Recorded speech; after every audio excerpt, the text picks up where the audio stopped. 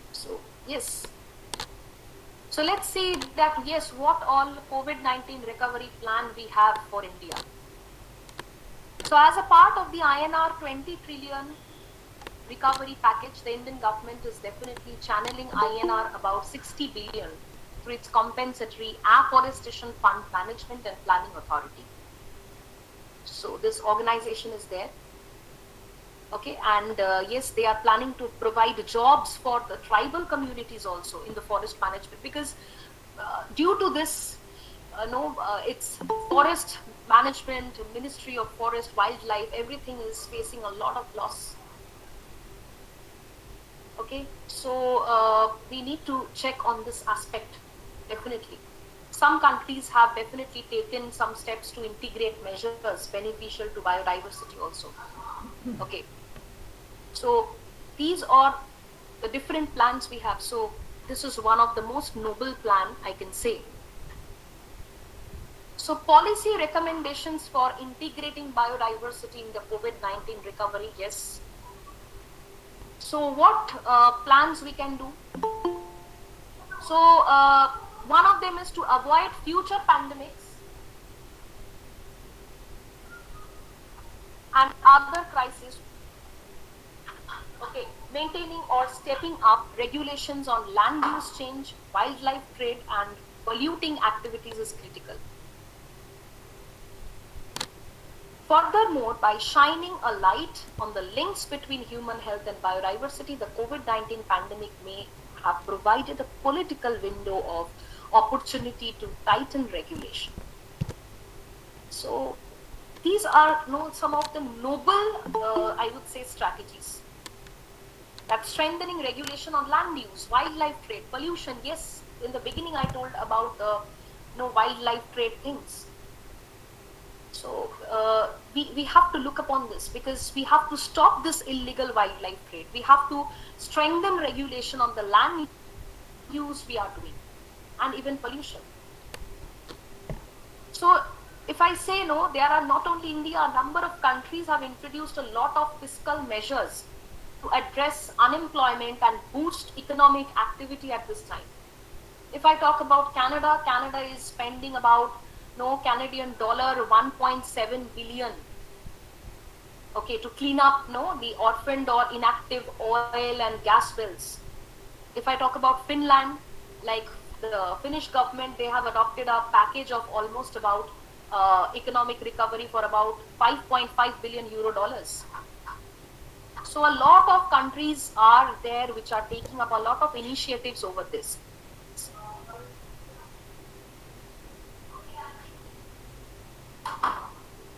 Attaching environmental conditionality to bailouts to drive sustainability improvements.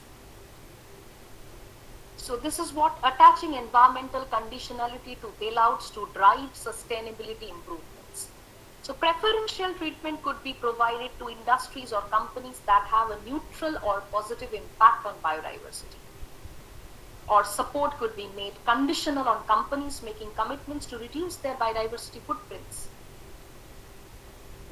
So even we can support a lot of environment related R&Ds during and after the pandemic also, to provide scope to support biodiversity. For example, many countries, they have given in or put in a lot of monetary funding, okay, to fund a lot of research projects. That is the best we can do, that are helping to enhance the climate adaptation of forests, including measures to protect and enhance our biodiversity. Okay, so a lot of agencies, if I now start talking about those policies, it will take another evening. A lot of thing is being done here, like screening and monitoring stimulus measures for biodiversity impacts, like monitoring and evaluating the effects of implemented measures is also important, like understanding whether stimulus measures have achieved their macroeconomic, employment, or environmental objectives. So basically at the end, I'm just about to, it's nearing my, towards the end of my lecture, I will be discussing that how, what should be the role of the educators here, what should be the role of the researchers at this point of time.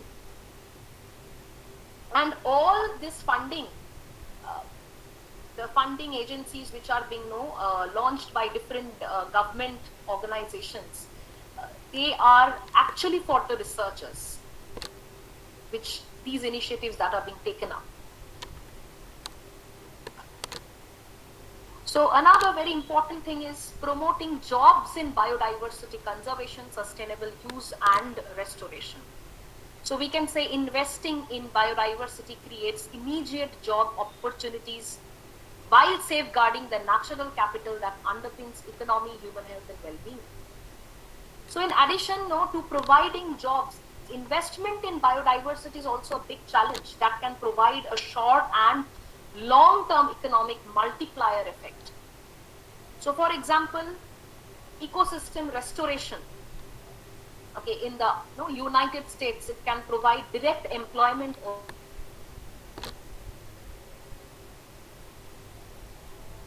workers. So a lot of statistics and economics are there. So we need to promote, because until and unless we are promoting, we are funding, the major issue is the government has to take initiative to sponsor the research projects, okay, which is leading towards the biodiversity conservation. Okay, we have to come up with different policies. Okay, we have to put a price on the biodiversity loss, like reforming biodiversity harmful subsidies. Okay, it's like instead of incentivizing the activities that harm biodiversity, governments should redirect subsidies to activities that deliver socio-economic outcomes and have a positive effect on our society. Right? So these things are very important. And I would like to talk about this organization. It's called as Friends of Ecosystem Based Adaptation. It's called FIBA. So through its department of, a lot of departments like Environment, Climate Change and Health, IUC and FIBA, they are establishing a new expert working group specifically on biodiversity, climate, One Health and nature-based solutions after this COVID-19 only. So you can definitely go and check that a lot of, they have come up with a lot of policies, lot of directives, okay? And especially this FIBA wing has been opened up right after this COVID has hit us. So this is, I would say, it's a very noble initiative by World Health Organization, definitely so. So I guess everybody will be, agreeing with me. So yes, that is how and that is what I wanted to talk about, impacts of COVID-19 on research, conservation and education.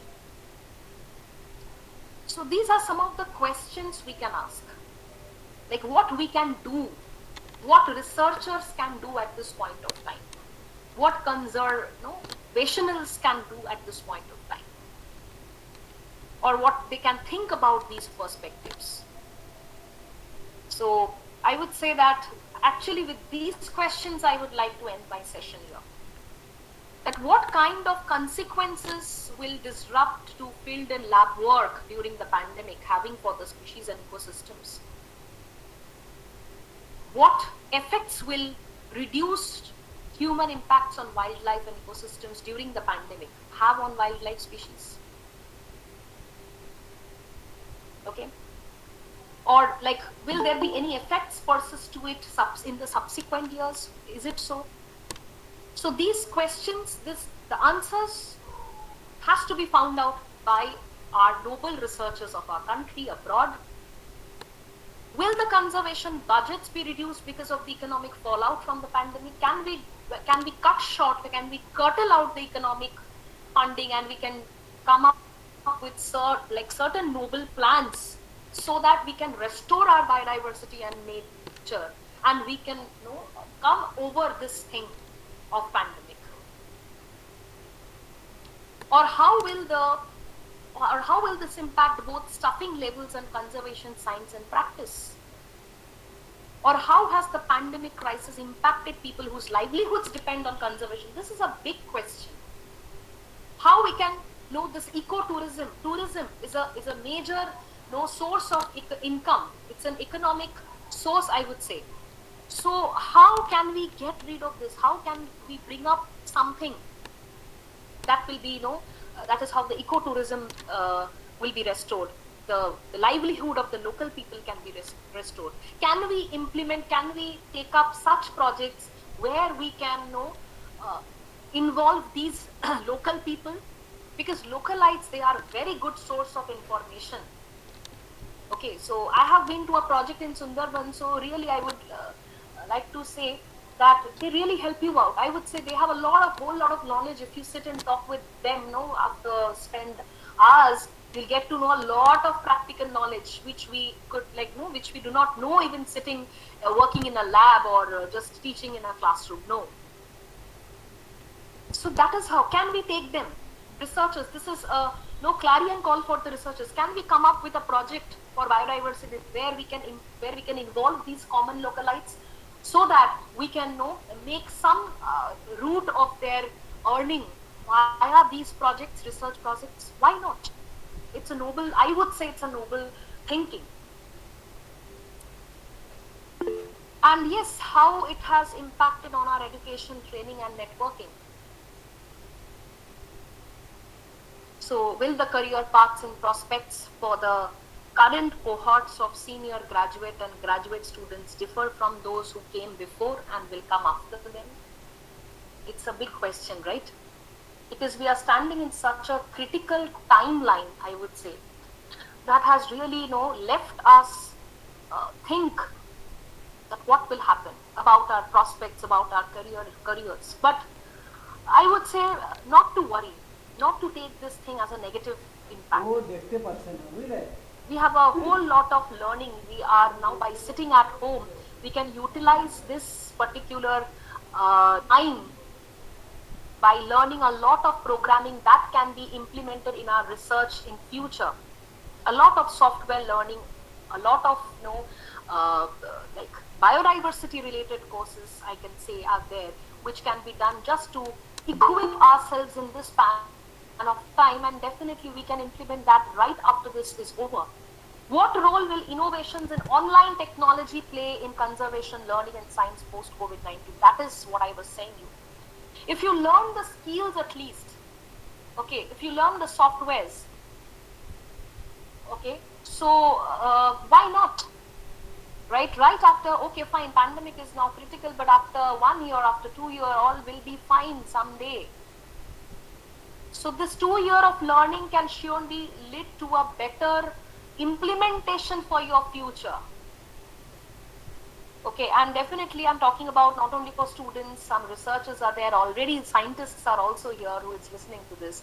So I hope so. So please don't get demoralized and demotivated at this point of time. So can lessons learned about online communication during pandemic be used to reduce travel related greenhouse gas emissions in future? Yes, we can do that. And will the current switch to online teaching for conservation science and related disciplines impact learning outcomes? And will it have a long-term influence? Yes. Because you can just imagine, in a way we are saving it's a very straight way and simplistic way I can say, yes, we can save our money at least. Students had to travel to some place to learn. They had to leave their hometown and go somewhere to study about, if I talk about conservation, biology or ecology. Okay, but if they are doing it and sitting it at their home, so why not? That is what I'm saying. This is the best time, this is the best productive time, I would say, that students can learn, can utilize developing their skills, which can be implemented at a later point of time. Right? So these suggestions I can give you. So with this I would like to end my session. That yes, we focused on the conservation aspect today, but this is the first and foremost a human tragedy we are facing. Okay, so disrupting lives, killing too many people, our own near and dear ones. So society's priorities must be human health at first, and definitely containment of the pandemic. Right? So that is what we need to be thinking ahead to the resumption of conservation practice and education. So we have to remind, and that is why we have gathered this evening today. because more or less we know now, like we we have learned people here also. Yes, we have students today in this evening also, but still why we gather? No, to connect.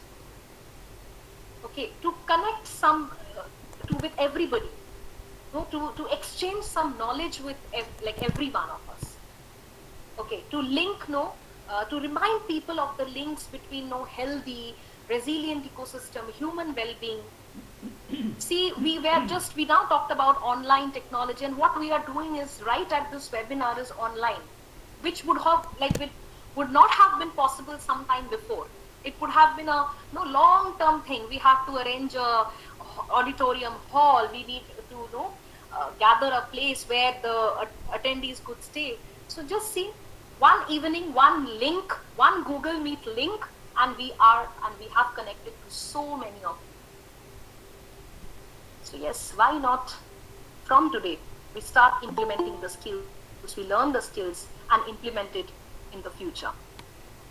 So with this, I would like to end up my lecture, and thank you so much once again, the organizing team, for giving me this beautiful opportunity to share some views regarding this biodiversity restoration during pandemic. Thank you so much. Thank you, Priyanjana Madam, for your elaborate, lucid, but in-depth lecture on impact of COVID-19 on us and nature and natural resources. I must thank you for your PPTs and clear voice. Your today's lecture is very relevant for us, as we are conscious about flora and about us, and also about our nature and its flora and fauna. You are right that this SARS-CoV virus will not die forever, and we have to live with this tiny but dangerous and devastating creature. We should wear armor of vaccine to get rid of this, as we are the main host of this virus till date. Correct. This virus is not doing damage to our health alone, but invites other opportunistic parasitic microbes like fungi and bacteria to get chance to enter in our body by collapsing our own immune system. By practicing a good and maintained lifestyle within a perfect, natural, clean and green environment, we will be able to coexist with these natural tiny creatures as they came in this world many more years ago than us. I think researchers also get some questions to answer and make topic for their future research. So thank you again, madam, for your lecture, and all the participants enjoy the lecture very much. So now question answer session. So madam, would you like to scroll the chat box, or I have to convey the questions? Okay, I can see the questions coming up. Okay. Yeah. Yeah, thank you. Yeah, welcome everyone for sharing the feedback. That definitely this lecture was informative. Thank you so much that you liked it, that you were benefited. Okay. So questions. Any other? Okay, which molecular changes of the virus?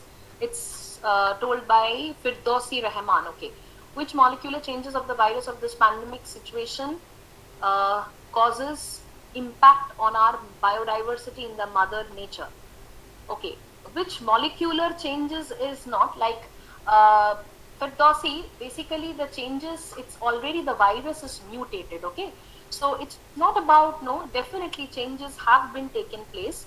So it's how it's impacting. See, directly a virus is not causing an impact over the biodiversity, but it's an indirect impact we are having. We are seeing that.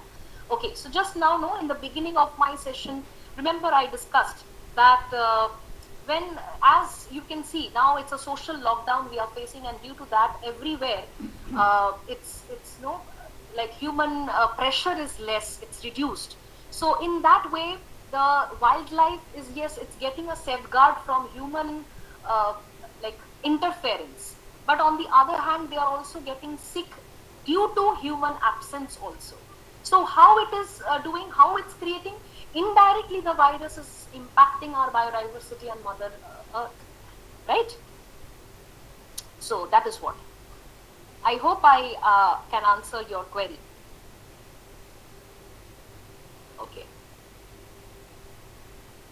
Next, I would say, next question.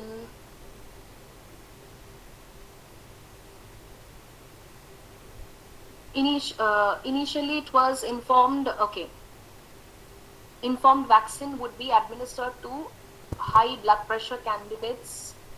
Presently, what you suggest? I didn't get that. Initially, it was informed vaccine should be administered to high blood pressure candidates. No, it's not like that now, because we have witnessed vaccination now. Even after the second wave, it's all practical. No, I have witnessed this. Okay, and I can tell you, being a COVID survivor myself. Okay, and I can say that vaccination is must for all. It's not showing, no, it's not limited to any age bar, that this age bar group, a lot of statistics I have studied, I have gone through. Okay, so that is what doctors are even saying. My husband is doctor in this field, so I also get to know some stats from him also, that it's absolutely necessary to take vaccination. It's a must now. Okay, because don't believe in this myths that no, it won't be working. Even after taking the second shot, people are dying, but it's not true. Please get it done first. And it's not only for high blood pressure candidates. No, fine. uh, I guess no other questions here. Compare biodiversity and microbial outbreak and endangered. Can you please elaborate, Shiva Kumaran, like what aspect you are asking? Endangered what? If you can elaborate, it will be good. Emmanuel, CET Emmanuel, how biodiversity can play a role in avoiding future challenges such as this? I mean to say, you are telling or asking about biodiversity can play a role in challenging. Okay, that is what. No, we have to be aware. Okay, we have to take utmost prevention, and that is how we can stop spreading them. Okay, we have to take a lot of precautionary measures. Like one of the thing, like one of the attendees, he asked me about the vaccination. So see, initially, if we are not preventing ourselves, if we are not keeping ourselves prevented from these things, so how we are going to protect our biodiversity? So see, the initiative, it comes from the grassroots level. It's from, we say charity begins at home. So we have to do it on ourselves. So that is how we can restore biodiversity. New mutant strain is, yes. See, some like it's being told that it's Indian variant, but please don't mistake it as Indian variant. There is no such thing called Indian variant of COVID virus, COVID-19. The strain I'm just not able to recall right now. It's B1.2.7. So it's again definitely a mutated version with some new symptoms in addition. But yes, and this time that is what we are witnessing about the oxygen saturation. That's it. Because who have not declared, people are making that it's an Indian variant, but no.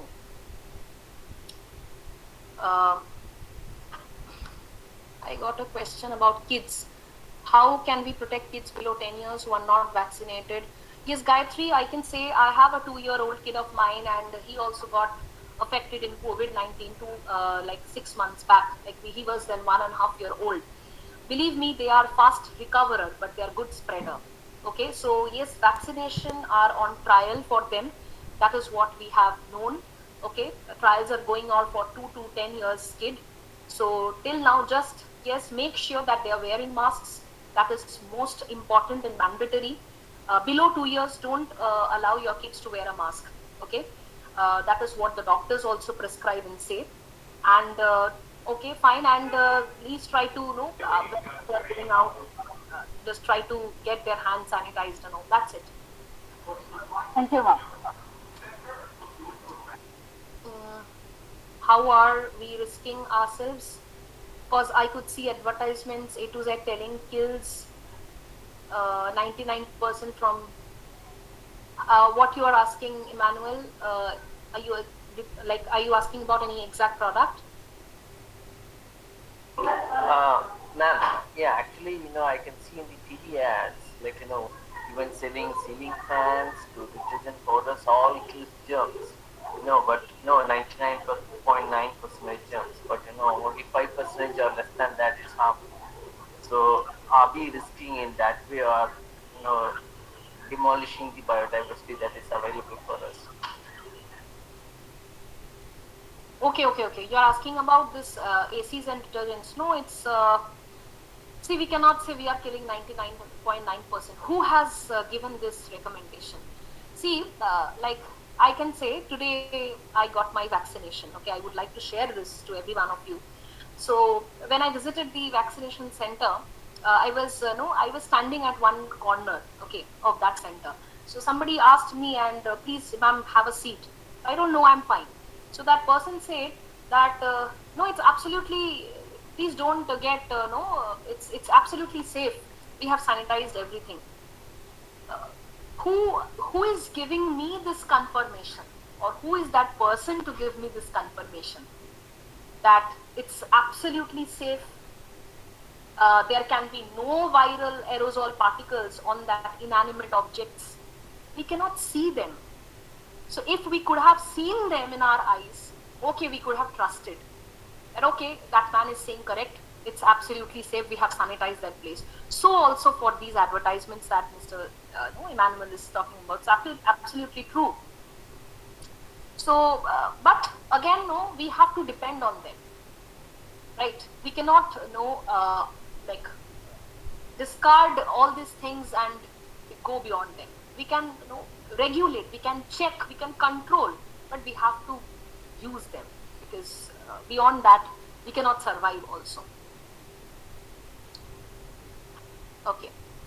So, outbreak and microbial diversity.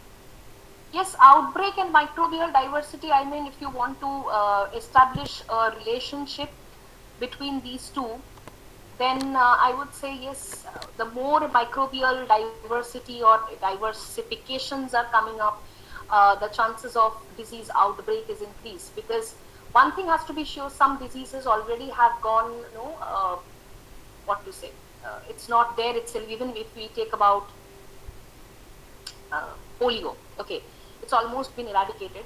But yes, diversification will definitely lead to a more or a sudden chances of outbreak in the future also. Okay, so that is what we have to be well cautious, and I guess the world has witnessed this, which has never. I would say that world has never witnessed this before. So we have survived this. So like people have become more like cautious. Okay, so we have to be cautious in future also. Do herbal sanitizer kill? We cannot say, Rajveer, killing coronavirus is a big thing. Okay, so not yet, not so much maybe. Yes, it might going on, but we cannot say that herbal sanitizer will be killing coronavirus. There are no such research articles or any data that could tell or that could say or suggest that herbal sanitizers will be killing coronavirus. May tribal people affected as us in the pandemic situation? I didn't get you, Firdausi. Are you saying may or many? How the tribal people are saved from the coronavirus? That is what actually, no, India was about to declare that it's a COVID-free country, like New Zealand has already declared. But it's not so easy for India. Number one, the biggest thing is population. And second thing is only when we can say or when we can see that the tribal population has not, there are 0% infections in normally for the, if I say, if I'm talking about India, the Andamans and Nicobar, we have to check for them also. If they are free, and definitely we have to take a stats for the people residing in India itself, then only we can say it's a COVID-free country. So tribal people, how they can be saved is, yes, they have to be, this is a very major concern, I would say. So they need to be educated. by their local translators, and that is how we can only save them. But one good thing is they are not into the the common people, because they stay in deep inside the forests and they are around. Yes, they are a very small community, but normally they get in touch with the animals, so they are bit safe. That is what we can say. But madam, I have to contradict with you because Yeah. tribal population is not so tiny. Now there are so many people. There are tribal people. They are now educated. They are mixing with us and so on. And there is a 100% possibility of getting infected with COVID. They are like us. Yes, yes, yes, absolutely. You are also absolutely right, because I was talking about the no very basically my point was the Andaman Nicobar tribes, but yes, That are different. That are different because Jarwas are very Jarwas, Sentinels. They are presenting. They are now inhabiting in very small pockets, and there is no chance to mixing with other people. That is different. yes, yes, I agree with your point also. Correct. So there are, that is what they definitely there are chances. So that is what only thing we have to educate them might be with the local translators they have, because it's a bit difficult, no, to make them understand these things. So Now, I am my institution is yeah, present yeah. in such a situation and such a habitat that is most of the students of my students are tribal. Most are Okay, ST. okay, okay. And they are really now educated. They are doing their jobs in so many sectors also. Okay, okay. That's great, man. That's great. So it's fine, and got to know some information and like some relevant information from Dr. Ghosh, and that was definitely worth, I would say. Okay. So I guess no more questions anymore. Someone, I'm interrupting you. That Yeah, someone, yeah. someone written here that I am saying like armora vaccine. No, I am. I told that armor of vaccine. That is some weapon like vaccine. We Armor are of wearing. And Okay, okay. They might be like they heard it as Armora vaccine. Okay, okay. Fine. Okay, ma'am. So I guess no there other is question. no more questions, I think. And one question from one student, I think, that alpha and beta COVID, Alpha and beta COVID-19. That is some some protein they have. Yeah. outer spike protein difference, alpha and beta. And Alpha there and are alpha, beta. beta, gamma. And this alpha beta, we are also like these strains are also available in bats also. Like in bats also, we get this no alpha coke, beta coke. So they are different strains, and they are different strains of, and they have different no percentage of pathogenicity. So mainly they differ in that. Yes. Okay. So Ayushi, ma'am, you said about avoiding future pandemics. How can we achieve that? Also pandemics. Ayushi, only one incident we have witnessed. 100 years back, we had that Spanish flu, and after that, we had this. So we have to Black again disease wait also. 100 Black years. is also there. Yes, yes, yeah. So it's natural, but that is what. Then we have to wait for another 100 years to come, and let's see what people. So we cannot avoid. Definitely, these are all natural. It's just like a natural calamity. But no, this time that is what, and I guess a lot of the climate changes, all these pollutions, actually some way or something is responsible for this mutational aspects of the microorganisms, which is leading to us. So we have to take care of our earth. Okay, we cannot blame a virus. Somewhere we are at fault. I think so. Yes, I am also with you. Exactly, exactly. Okay. So no more questions, and now 8:30. Uh, so we have to conclude the session, and we have to end this. So good night to all, and thank you, madam, again for Thank you your so much. very Thank good discussion and very good presentation. And this is a really really very good, and your voice is very good. Very good. Thank you so much, ma'am. Thank you so much that you liked my voice and also presentation as Very well. clear, very clear. That's why I'm telling very clear. Okay. And this is the main problem in this era, the net problem. And today we don't face any type of problem. Okay. Okay, Thank you so madam. much. It Then means a thank lot. you. Then good night, and thank all the participants for presenting here and enjoying the webinar. So we have to conclude and end up this session. And next webinar will be held on 5th June, and this will be our last lecture of this NDEV 1 series, that is 10th webinar of NDEV 1, and after that we'll start our biodiversity 2 series.